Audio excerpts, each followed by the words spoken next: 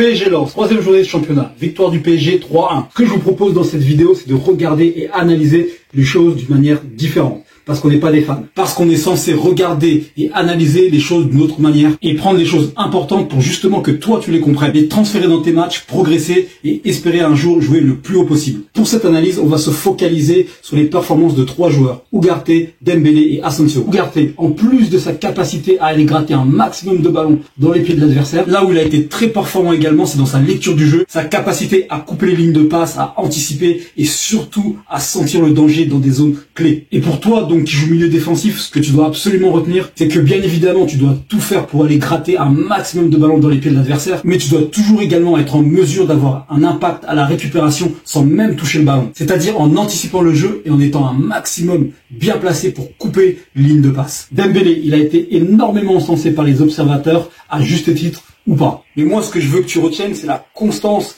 qu'il a eu dans son rôle et dans son profil de joueur de percussion. C'est-à-dire que malgré un certain déchet par moment, il a constamment été dans la percussion. Et c'est exactement ce qu'on attend de lui. Et toi, ce que tu dois retenir, c'est que même les meilleurs dribbleurs savent qu'ils ne passeront pas à tous les coups. Mais malgré tout, ils continuent, car ils savent c'est exactement ce qu'on attend d'eux. Donc toi, en tant qu'ailier, tu dois continuer à jouer sur tes forces de percussion plutôt que d'essayer de les changer lorsque tu es en échec. Asensio, il n'a pas eu énormément de temps de jeu depuis le début de saison. Mais dans ce match, il a joué avec confiance, en tentant des frappes, des dribbles. Il a même été récompensé par un superbe but. Et tout ça à un poste qui n'est même pas le sien. Et toi, ce que tu dois retenir, c'est que même les joueurs internationaux rencontrent des problèmes de temps de jeu et que malgré tout, il a été positif, performant, a montré beaucoup de confiance en lui et a montré au coach qu'il pouvait compter sur lui, peu importe le rôle qu'il aura. Et je terminerai cette vidéo en te disant que si tu veux progresser et jouer le plus haut possible, tu dois être performant dans ton rôle et profil de joueur, mais également l'être lorsqu'on fait appel à toi, et cela même si tu n'as pas beaucoup de temps de jeu.